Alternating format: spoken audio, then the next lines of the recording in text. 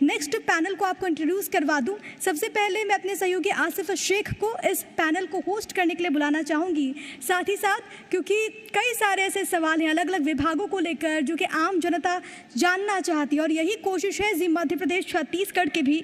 मैं मंच पर आमंत्रित करना चाहूँगी उद्यानिकी एवं खाद्य प्रसंस्करण मंत्री भारत सिंह कुशवाहा जी को। सर प्लीज़ आप मंच पर आएँ और जो हमारा विषय है इस सेशन का वो है तकनीक से किसान का विकास कैसे संभव हो, कैसे हमारा जो अन्नदाता है वो बढ़ते कदम के साथ बढ़ते तकनीक के साथ आगे बढ़े, ये जानने की कोशिश हमारे इस सत्र में होगी। तकनीक के जरिए अपने कार्य को कैसे वो आसान कर सकते हैं, ये तमाम सवाल पूछे जाएंगे मंत्री जी से। और अब आसिफ आपसे गुजारिश करूंगी कि आप इस सेशन को आगे बढ़ाएं।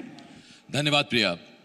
और जैसा अभी उच्च शिक्षा मंत्री डॉक्टर मोहन यादव ने कहा, 14 विद्याएं 64 कलाएं, यानी कि गीतम, वाद्यम, नृत्यम, आलेख्यम, और ये 64 कलाएं हैं। उनमें से श्री कृष्ण ने जो कलाएं हासिल की, आप याद कीजिए जब उस वक्त गुरु के यहाँ बच्चे पढ़ते थे तो उस वक्त वहीं खेती करते थे, खुद अन्न भी उगाते थे, भिक्षा मांगते थे और अपना जीवन यापन करते थे। और उसके बाद जो राजा का पुत्र है वो जाके आगे राजा होता था और बाकी जो चीज़ें हैं वो होती थी। तो ऐसे में जब खेती की बात हुई है, खेती बागवानी की बात हो रही है, हमारे साथ मध्य प्रदेश के उद्यानिकी मंत्री भारत सिंह कुशवाहा साहब हैं। सर बहुत बहुत स्वागत है आपका। और केवल उद्यानिकी नहीं, खाद्य प्रसंस्करण और नर्मदा घाटी विकास विभाग भी सर के पास है। सर सवालों में सबसे पहले, चूंकि मध्य प्रदेश की रीढ़ किसान है, किसान खेती करता है, उद्यानिकी करता है, लेकिन उद्यानिकी कैसे किसान की किस्मत बदल सकती है और बदल रही है, क्योंकि अगर किसान मजबूत होगा तो मध्य प्रदेश मजबूत होगा और फिर बनेगा न्यू इंडिया। तो किसान कैसे मजबूत हो रहा है उद्यानिकी के जरिए? निश्चित रूप से आपने एक बहुत सही प्रश्न किया है। आज के समय की आवश्यकता है। मैं आपके माध्यम से, चैनल के माध्यम से भी किसान भाइयों को ये संदेश देना चाहूँगा कि किसान भाई यदि अपनी आय दुगनी करना चाहते हैं तो निश्चित रूप से हमें कृषि उत्पादनों के साथ साथ उद्यानिकी के उत्पादनों को भी प्रारंभ करना पड़ेगा। उद्यानिकी का उत्पादन एक ऐसा उत्पादन है जिससे रोज इनकम का जरिया, अगर कहीं से हमें इनकम मिल सकती है रोज, तो उद्यानिकी के उत्पादनों से मिल सकती है। तो इसलिए बगैर उद्यानिकी के मैं ऐसा मानता हूँ कि किसान भाई अपनी आय दुगनी नहीं कर सकते। इसलिए कृषि के साथ साथ उद्यानिकी के क्षेत्र में भी किसान भाई आगे आए और उद्यानिकी के उत्पादन को भी करें। उसका मुख्य रूप से एक विशेष कारण ये भी है, ये भी मानता हूँ कि हमारे देश के प्रधानमंत्री जी की, प्रदेश के मुख्यमंत्री जी की ये अवधारणा है, सोच है कि हमारे किसान भाइयों की आय दुगनी कैसे हो। वास्तव में किसान भाइयों को अपनी आय दुगनी करने के लिए दोहरी तहसील स्तर पर जहाँ उपमंडियाँ हैं, यहाँ इनको आवश्यकता आसपास का जो उत्पादन आता है, उन उपमंडियों में हमने 1000 मैट्रिक टन के कोल्ड स्टोर स्वीकृत करने का निर्णय लिया है। और उसके बाद में जहाँ छोटे छोटे हाट बाजार रहते हैं, ग्रामीण अंचल में आपने देखा होगा जो हाट बाजार लगते हैं, वहाँ पे हमने 500 मैट्रिक टन की स्वीकृति देने का प्रावधान किया है, जिसमें स्वयं किसान भाई अपनी जगह में उस कोल्ड स्टोर को निर्मित कर सकते हैं। और जो सब्सिडी का लाभ व्यापारी भाई लेते थे, वो किसान भाई खुद सब्सिडी का लाभ लें। और यदि कोई किसान ठीक प्रकार से उस पर रकबा है, अच्छा हेक्टर है, अच्छा उत्पादन हो रहा है, तो अपने वो खेतों पे भी 10 मैट्रिक टन का कोल्ड रूम स्थापित कर सकते हैं। उस पर भी 50% सब्सिडी है। अब यदि हमें बाजार में अपने उत्पादन को एकदम नहीं ले जाना है तो किसान भाई टूर के अपने निकाल के फसल को और कोल्ड स्टोर में रख सकते हैं। फिर अपने मोबाइल के जरिए, संपर्क के जरिए जिस मंडी में अच्छा भाव है वहां बेच सकते उस मंडी में वहाँ बेचने का काम कर सकते हैं। मन मुताबिक, हम ये कहें मन मुताबिक, वो उससे अच्छा मुनाफा कमा सकते हैं। सर, एक सीज़न ऐसा आता है ये सितंबर अक्टूबर वाला, जब टमाटर 100 रुपये किलो पहुंच जाता है, और एक सीज़न अभी आएगा कुछ दिन बाद जब टमाटर फिर 20-30 रुपये पर आ जाएगा। इतनी तेज़ी से सर सेंसेक्स और निफ्टी भी नहीं गिरते जितनी तेज़ी से टमाटर के दाम कई बार ऊपर नीचे। प्याज के साथ भी यही होता है। सर, नीदरलैंड के कुछ उद्यमी अधिकारी आपसे मिले थे, टमाटर को तो बेहतरीन पाया उन्होंने, और उन्होंने कहा कि बीज, आपने भी कहा कि उनके बीज यहाँ लाए जाएंगे। किसानों का ये मानना है कि जितनी हम पैदावार कर देते अब तक उसकी खपत तो हो नहीं रही। मंत्री जी नीदरलैंड के बीज लाके यहाँ पे अब टमाटर उगवा रहे हैं, तो वो और ज़्यादा पैदावार बढ़ेगी, तो उसका क्या होगा? तो फिर कहीं ऐसा नहीं सड़कों पर वो स्पेन वाला टोमाटिनो फेस्टिवल हमें देखने को मिले, हर जगह टमाटर ही टमाटर। प्रोसेसिंग की बहुत ज़रूरत है सर उसके। देखिए, आपके माध्यम से मैं किसान भाइयों से ये प्रार्थना करना चाहूँगा कि जिस राज्य सरकार, केंद्र सरकार के सहयोग से इजराइल सरकार के सहयोग से मध्य प्रदेश को सेंटर ऑफ एक्सीलेशन सेंटर 2 स्वीकृत हुए हैं नई तकनीकी के। एक बामौर में हुआ है, मुरैना में, एक छिंदवाड़ा में हुआ है।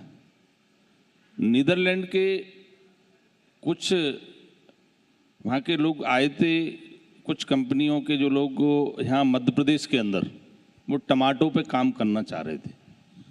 विस्तार से जब चर्चा हुई तो नीदरलैंड में अधिक उत्पादन टमाटो का होता है यहाँ की तुलना में और नीदरलैंड की तुलना में। जब आकलन हुआ, टमाटर उत्पादन के लिए अधिक खर्चा यहाँ किसानों को करना पड़ता है। नीदरलैंड की पद्धति के अनुसार, नई टेक्नोलॉजी के अनुसार यहाँ पे एक सेंटर ऑफ एक्सीलेंस की स्वीकृति प्रदान हुई है। हम नीदरलैंड में जो टेक्नोलॉजी है उस पद्धति के अनुसार मध्य प्रदेश के किसानों को भी हम टमाटो के क्षेत्र में अवेयर करने के इसलिए काम करेंगे कि जो टमाटर मध्य प्रदेश के अंदर होता है वो खाने का होता है, सब्जियों में, सलाद में। चूँकि फूड प्रोसेसिंग के क्षेत्र में हमें वैरायटी को भी चेंज करना है। हमें जो वर्तमान में जो उत्पादन हो रहा है वो प्रोसेसिंग की वैरायटी नहीं है। नीदरलैंड से जो बात हुई है, नीदरलैंड की जो कंपनी यहाँ एक्सीलेंट सेंटर स्थापित करने जा रही है, उसमें फूड प्रोसेसिंग की टमाटो के बीजों का उत्पादन होगा। इससे किसान भाइयों को आने वाले समय में ये सहूलियत रहेगी कि हम खाने वाले टमाटर का भी उत्पादन करें और प्रोसेसिंग के क्षेत्र में भी हम आगे बढ़ें। अगर प्रोसेसिंग हम अपने उत्पादन की नहीं करेंगे तो खपत की भी लोकल में एक सीमा रहती है। प्रोसेसिंग करेंगे तो हम अधिक मुनाफा कमाएंगे। इसलिए नीदरलैंड की कंपनी के सहयोग से जो नई पद्धति से किसानों को अवेयर करने का काम उद्यानिकी विभाग करेगा, दोनों क्षेत्र में किसान भाई आगे बढ़ें, खाने के उत्पादन का भी काम करें और प्रोसेसिंग के उत्पादन को भी और अधिक मात्रा में उत्पादन करेंगे तो प्रोसेसिंग का काम किसान भाई स्वयं कर सकते हैं। प्रधानमंत्री भी और मुख्यमंत्री भी दोनों किसानों की आय दोगुनी करने का कोशिश कर रहे हैं, वादा करते हैं, दावा भी करते हैं, और ये एक बहुत बेहतर जरिया हो सकता है जो आपने कहा कि उद्यानिकी के बिना संभव नहीं है कि आय दोगुनी हो जाए। मेरा सवाल सीधा आपसे ये है सर, मध्य प्रदेश में 100 में से 75 से 80 किसान ऐसे हैं जिनके पास 5 एकड़ से ज़्यादा खेती नहीं है, छोटे किसान हैं। उद्यानिकी के क्षेत्र में वो कैसे आगे बढ़ सकते हैं? और जो एक साइंटिस्ट कहते हैं कि क्रॉप रोटेशन, यानी कि मृदा बार बार हम एक ही फसल लेते रहते हैं तो फिर उसकी गुणवत्ता भी घटती है और ज़मीन को भी नुकसान पहुंचता है, तो उस दिशा में कैसे आप किसानों को जागरूक कर रहे हैं कि आपके पास अगर छोटे खेत भी हैं तो उद्यानिकी आप उसमें कर सकते हैं, और ये जो क्रॉप रोटेशन है ये बहुत ज़रूरी है, वरना आने वाले वक्त में वो DAP, NPK, यूरिया यही चलता रहेगा और वो जहरीली फसल ही होगी और कुछ नहीं। आपने बहुत सही प्रश्न किया है। आज के समय की आवश्यकता है कि हम जैविक खेती की तरफ बढ़ें, और जैविक खेती की तरफ किसानों को, जैविक की खेती की तरफ किसान आगे बढ़ें, इसके लिए विभाग निरंतर प्रयास कर रहा है। किसान प्रशिक्षण में भी इस बात को विस्तार से किसानों को जानकारी दी गई है। जो किसान भाई उद्यानिकी के क्षेत्र में जैविक उत्पादन करना चाहते हैं, उनके लिए हम बर्मी कंपोस्ट का लाभ उद्यानिकी विभाग देगा, जिससे वो अपनी जैविक खेती ठीक प्रकार से कर सकें। दूसरा, मुख्य रूप से एक बात और कहना चाहूँगा मैं कि किसान भाइयों को अब चिंता करने की जरूरत इसलिए नहीं है कि माननीय प्रदेश के मुख्यमंत्री शिवराज सिंह चौहान जी ने, देश के प्रधानमंत्री नरेंद्र मोदी जी ने ये संकल्प लिया है और इसके लिए एक प्रदेश के लिए जो फूड प्रोसेसिंग के क्षेत्र में कृषक उद्यमियों के लिए, बेरोजगार युवाओं के लिए एक बहुत बड़ी सब्सिडी का प्रावधान किया है। क्योंकि जब तक हम अपने उत्पादनों की, जैसे मैंने कहा, प्रोसेसिंग के क्षेत्र में हम नहीं बढ़ेंगे तो हम आत्मनिर्भर नहीं बनेंगे। प्रोसेसिंग के क्षेत्र में बढ़ने से हमें कई प्रकार से लाभ होगा। मध्य प्रदेश एक पहला राज्य है जहाँ पे एक जिला एक उत्पादन के रूप में जितने भी उद्यानिकी के उत्पादन हैं हर जिले में पहचान की गई है। और इसलिए ये पहचान की गई है कि हम अपने जिले को उत्पादन के अनुसार हम एक प्रचार प्रसार कर सकें। जो भी बाहर के व्यापारी उत्पादन को क्रय करना चाहते हैं तो उनको ये मालूम होना चाहिए पोर्टल पे कि अगर हमें टमाटो कहीं से खरीदना है या पोटैटो कहीं से लेना है तो उनको ये पोर्टल पे ये जानकारी होना चाहिए कि टमाटो शिवपुरी में मिलेगा, अशोकनगर में मिलेगा। मतलब कई जिले जो उत्पादन के अनुसार हर जिले की पहचान की गई है। और इसके लिए हम railway station, bus stand display भी कराने वाले हैं जो प्रचार प्रसार के लिए।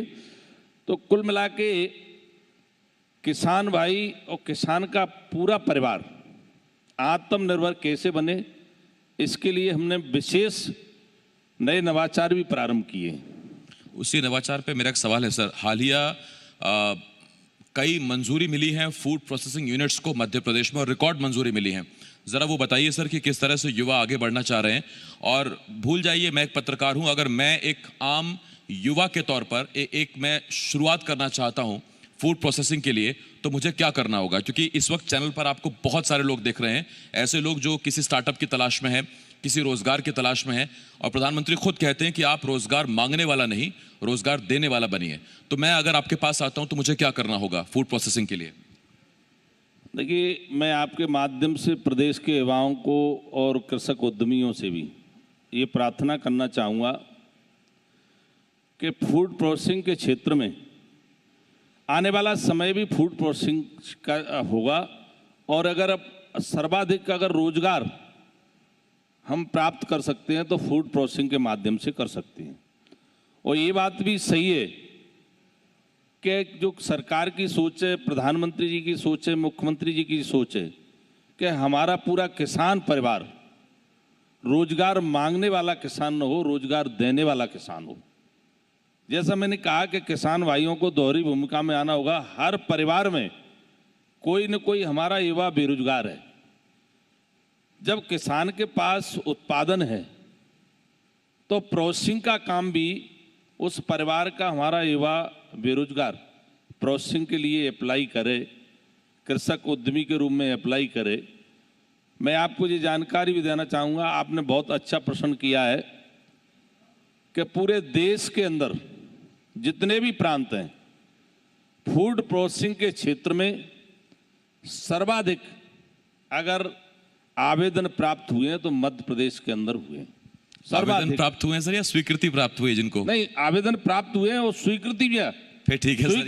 स्वीकृति भी 52 जिले में 121 यूनिटें, नहीं, ये धीरे धीरे ताली बजी थी, ये जोर से ताली बजा सकते हैं आप, क्योंकि आवेदन प्राप्त होना और उस पर स्वीकृति मिलना ये अलग चीज है। मंत्री जी ने कहा कि स्वीकृति रिकॉर्ड बना है। नहीं, रिकॉर्ड आवेदन। देखो, एक चीज और है, युवा बेरोजगारों को इतना मध्य प्रदेश के फूड प्रोसेसिंग के क्षेत्र में इतना भरोसा हुआ है कि सर्वाधिक उनने आवेदन किए हैं, उसमें भी सर्वाधिक स्वीकृति मध्य प्रदेश के अंदर हुई है। 1 से 21 उद्योग एकदम, आपने अगर आपकी जानकारी में हो तो जिस दिन ये कार्यक्रम हुआ था इसी मिंटो हॉल में, मध्य प्रदेश स्थापना दिवस का, पूरे जिलों में जो कार्यक्रम हुए थे 1 से 21 यूनिटों की स्वीकृति प्रदान हो चुकी है।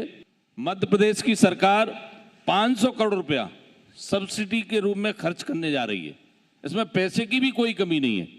इसलिए सर्वाधिक हमारा ये प्रयास है कि मध्य प्रदेश के अंदर हमारे युवा बेरोजगार फूड प्रोसेसिंग के क्षेत्र में जुड़े, कृषक उद्यमी फूड प्रोसेसिंग के क्षेत्र में जुड़े, किसान भाई अपने उत्पादन की खुद प्रोसेसिंग करें। जैसे प्रधानमंत्री जी का ये सोच है और कहना भी है और ये साकार भी हो रहा है कि लोकल को वोकल, और लोकल के माल की हम ब्रांडिंग करेंगे तो निश्चित रूप से एक पहचान भी मिलेगी।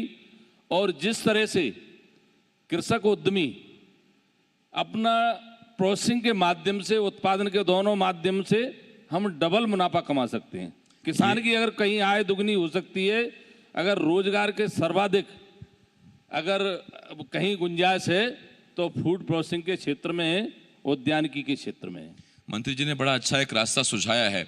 आम के आम गुठलियों के दाम, आप किसान तो हैं ही, आप आलू उगाते हैं चिप्स बनाइए, आप टमाटर उगाते हैं सॉस बनाइए, और आप कुछ भी और उगाते हैं और आपको प्रोसेसिंग की यूनिट डालनी है तो सब्सिडी भी है आपके लिए, सरकार भी तैयार है, मंत्री जी भी तैयार है। जैसा बताया सर, आपको बहुत शुभकामनाएं हैं और उन युवाओं को भी बहुत शुभकामनाएं हैं जो फूड प्रोसेसिंग में आगे बढ़ना चाहते हैं। बहुत धन्यवाद सर आपका हमारे साथ मंच पर आने के लिए, बहुत धन्यवाद। प्रिया, बहुत धन्यवाद मंत्री जी आपका, भारत सिंह कुशवाहा, और उन्होंने तमाम सवालों का जवाब दिया।